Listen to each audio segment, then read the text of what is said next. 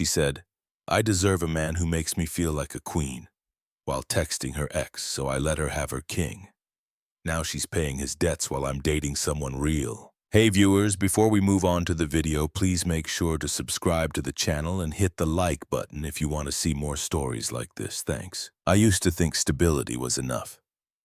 You know, being the kind of man who shows up when he says he will, who remembers how you take your coffee, who actually listens when you talk. That's how I approached my relationship with Laya. When we met, she said those things were exactly what she wanted. She'd just gotten out of a messy on-again, off-again thing with a guy named Derek. From the way she described him, unreliable, charming, and always broke, I thought I was the complete opposite of what she was used to. I figured that was a good thing. At first, she acted like it was. She'd tell her friends, "Ethan's different, he's stable, responsible, like an actual adult."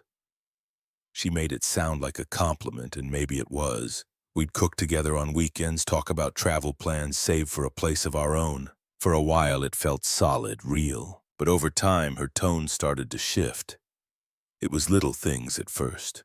When I'd come home after a long day at work and suggest ordering takeout, she'd sigh and say, "You're so predictable sometimes." If I planned a quiet weekend, she'd scroll through her phone, looking at pictures of other couples out at clubs or on fancy dates, and mutter, "Must be nice to have a boyfriend who actually does romantic stuff." I thought she was joking. I laughed it off. One night we were watching a movie together and the lead guy surprised his girlfriend with a trip to Paris.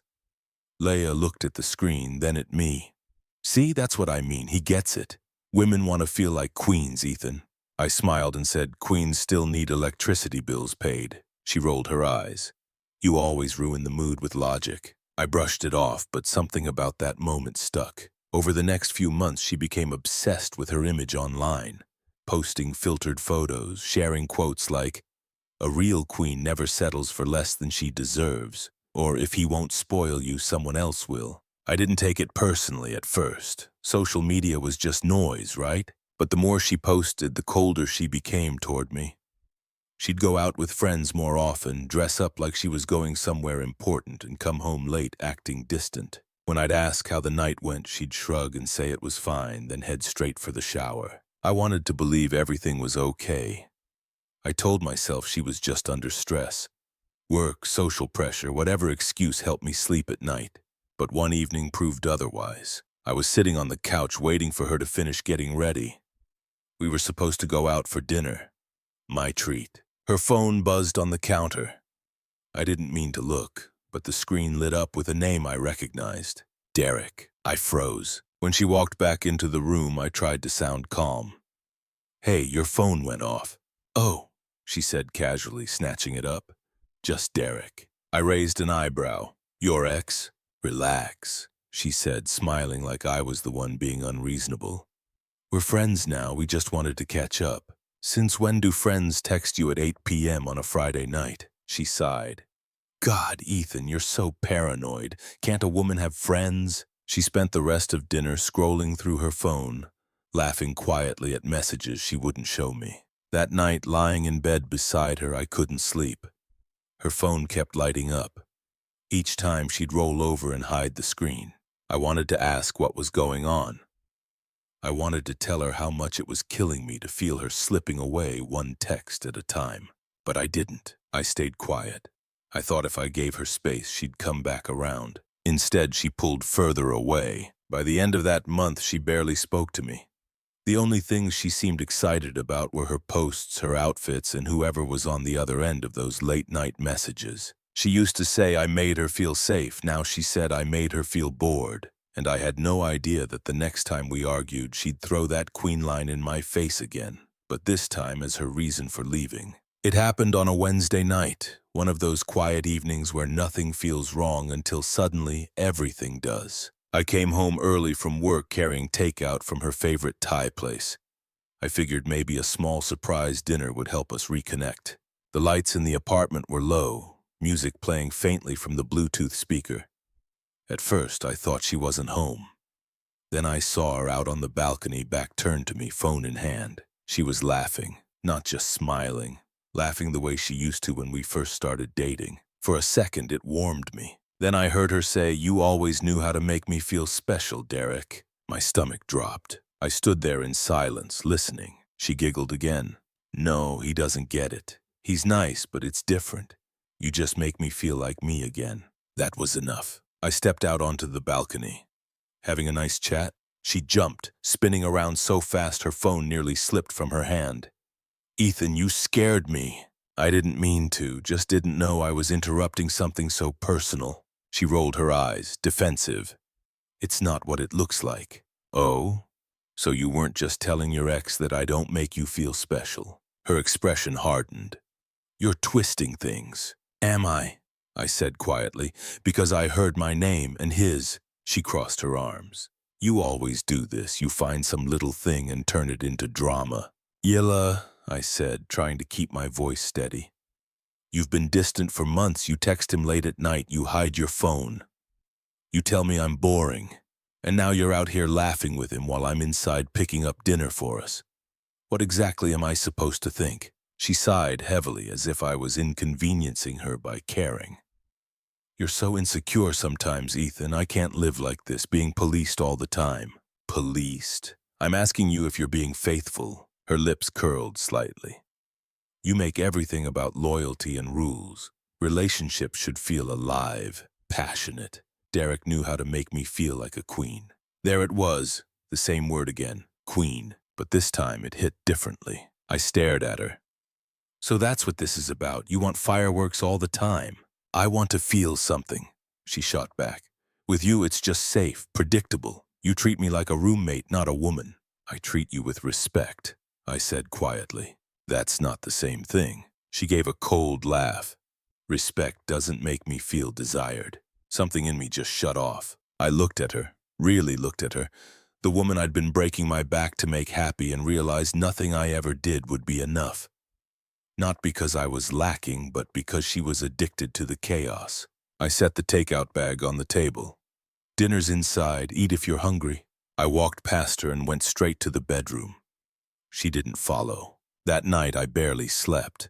I heard her phone buzz over and over again, and every time I did, the same dull ache burned in my chest. The next few days were filled with silence. She avoided me, stayed out late, and when I tried to talk, she'd say things like, "You're smothering me. I just need space to think. You wouldn't understand what I'm feeling." Finally, one evening, she sat across from me at the kitchen table. Her eyes were clear, almost rehearsed. "I've been thinking," she began. "We want different things. You want a quiet, stable life. I want passion, excitement, someone who makes me feel like a queen." I didn't interrupt her, I just listened. She mistook my silence for weakness. "It's not that I don't care about you, Ethan. You're a good guy. You really are. But maybe you're just not the one." There was a long pause, then I said, calm as ever, "Then go find your king." Her expression froze. "What's that supposed to mean?" "It means I'm not going to fight for someone who's already gone," I said. She let out a small, smug laugh. Maybe I already did. She stood up, grabbed her purse, and walked out without another word. That night she posted a photo on Instagram, her hand on a wine glass, Derek's arm faintly visible in the background, captioned, "Finally treated like royalty." I didn't like it, I didn't comment, I didn't text her. I just sat there in the quiet apartment, the one I'd paid for, staring at a table set for two that would never be full again. I knew what she thought, that I'd chase her, that I'd fight for her attention the way Derek used to. But I didn't, because somewhere in that silence I realized something she never would. Peace doesn't need an audience. The morning after she left, the apartment felt like someone had taken the air out of it. Her perfume still lingered in the sheets. Her hairbrush sat on the counter, her shoes by the door. It wasn't anger I felt. It was something quieter, heavier, a hollow kind of disbelief. I didn't text her, didn't call. I just went to work, came home, and tried not to notice how big the silence felt. 3 days later, my phone lit up. Yayla. For a moment, I thought maybe she regretted it. Maybe she'd realized how harsh she'd been. But when I answered, her voice was calm, almost businesslike. "Hey," she said softly. "Can we talk?" I kept my tone even.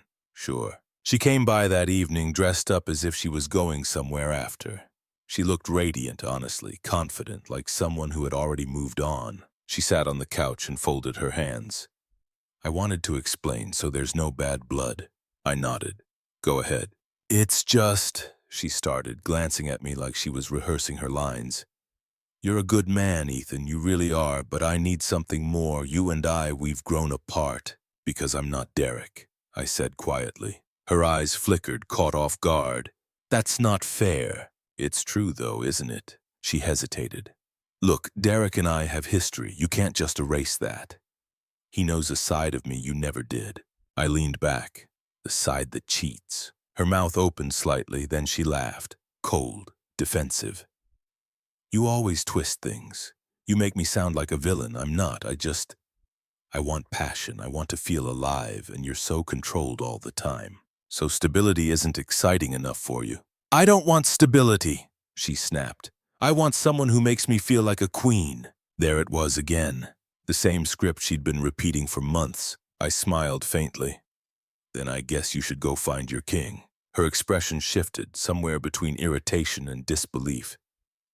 You're really okay with this? I shrugged. You made your choice, Yilla.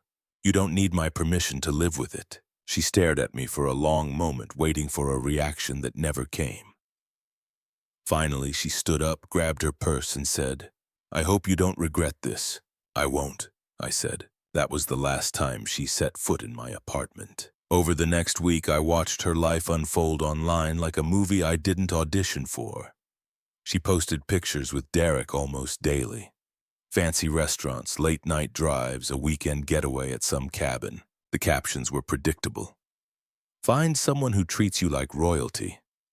Finally, my king. The comments were full of hearts and praise. People called them a power couple. Mutual friends sent me screenshots, but I didn't even open them. I muted her account, deleted our photos, and went about my days in silence. At first, the quiet hurt. I missed the noise, the small talk, the laughter, even the pointless arguments. But as weeks passed, I started realizing how peaceful life felt without walking on eggshells. I started going to the gym again, took on extra projects at work. My boss noticed, and a few months later I got promoted. I bought a better car, started saving for a down payment on a house. I wasn't healing fast, but I was healing right. Every now and then people would bring her up. Did you see Yilla's post? She and Derek went to Miami. Guess she really traded up, huh?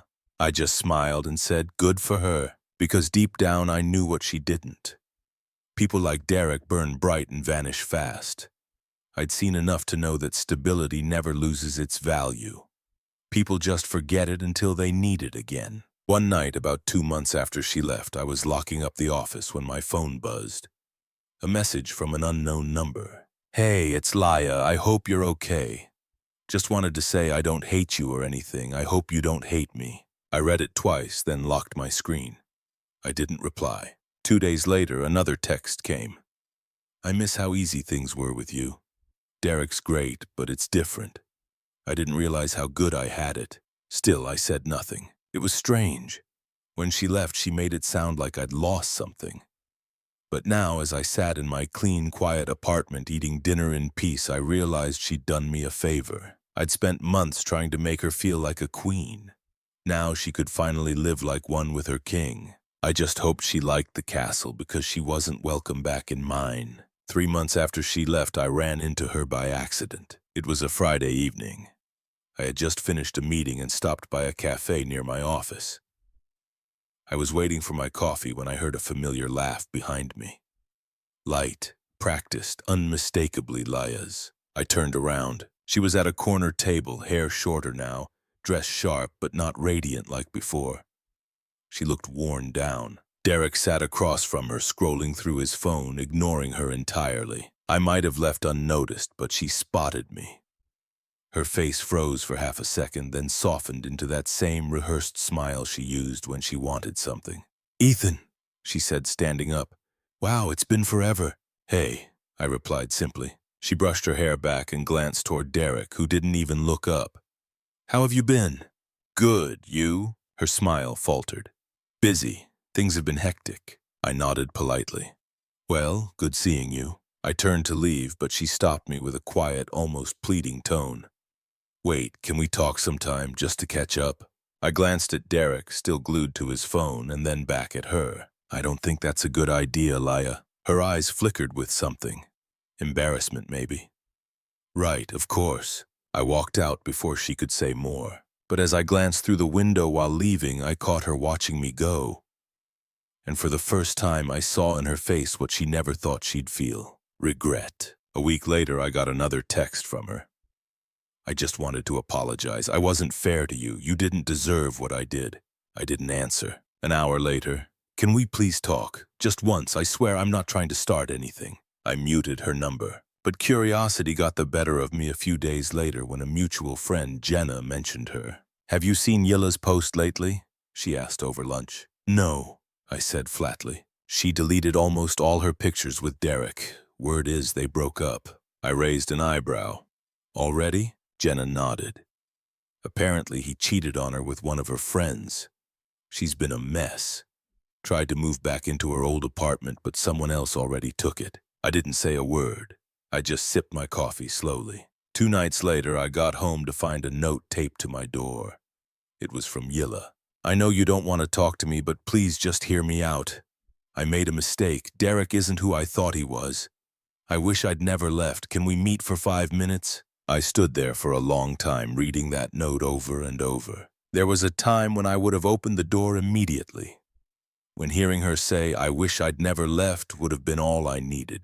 But that version of me was gone. Still, part of me wanted closure. So the next evening, I agreed to meet her at the park near our old apartment. She showed up wearing a hoodie and jeans, makeup smudged, eyes red.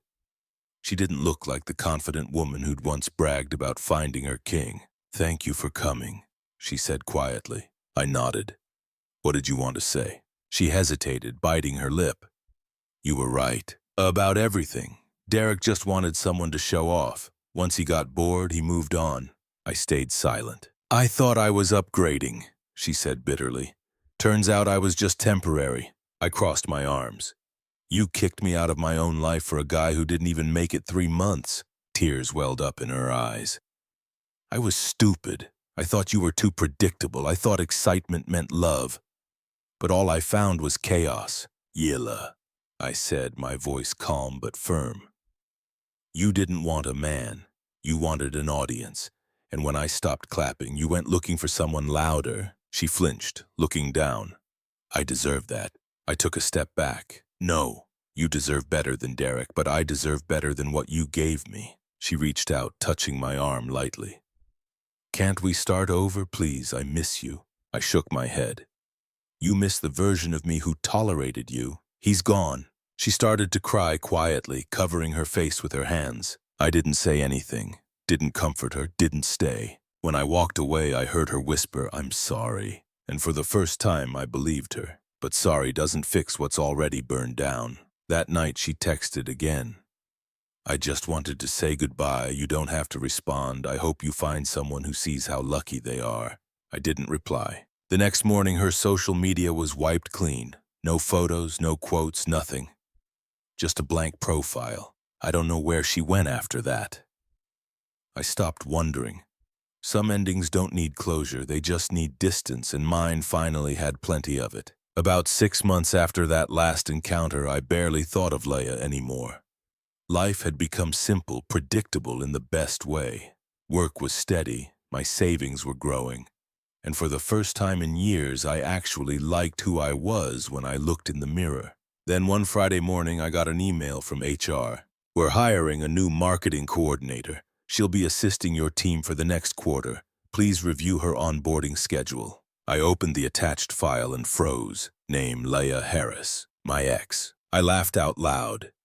It didn't feel real at first, but sure enough, when Monday came, she walked through the glass doors of my office building, dressed neatly, clutching a tote bag and a nervous smile. When our eyes met, her face went pale. Ethan, she breathed, barely audible. Morning, I said evenly, as if she were any other employee. You're in conference room 2. Orientation starts at 9 o'clock. She blinked rapidly, trying to gauge if I was angry or worse, indifferent. I gave her nothing, just professionalism. The look on her face told me it was the last thing she expected. Over the next few weeks, we barely interacted. She avoided me whenever possible, and when she couldn't, she was overly polite. She was quiet, kept to herself, and didn't post online anymore. The few co-workers who got close to her mentioned she seemed sad, but no one pried. Then one afternoon after a long meeting, she caught me in the hallway. "Can we talk?" she asked softly. I checked my watch. "Make it quick." She took a deep breath. "I know this must be weird for you. It's weird for me too. I just want to say I'm sorry again." "You already did," I said. "I know, but I didn't mean it right before. I was still trying to save face." She looked down. "Working here has been humbling. Watching you do so well, it's hard, but I'm proud of you." I didn't reply. Her eyes watered. "I just want to make things right, even if it's just by saying I'm sorry one more time." I finally met her gaze. "Yilla, you don't owe me anything, and I don't owe you forgiveness. We're just co-workers now. Let's leave it at that."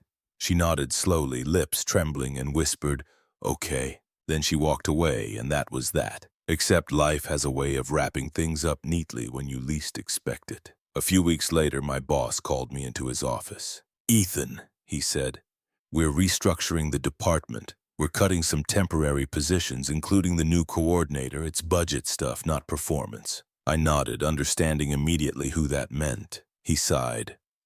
"I'll handle the paperwork, but since you're technically her supervisor, I'd appreciate it if you could sit in for the meeting.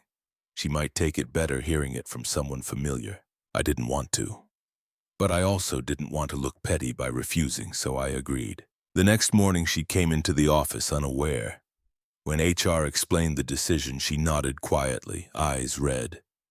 She didn't argue, didn't beg, just sat there clutching her folder like it was keeping her together.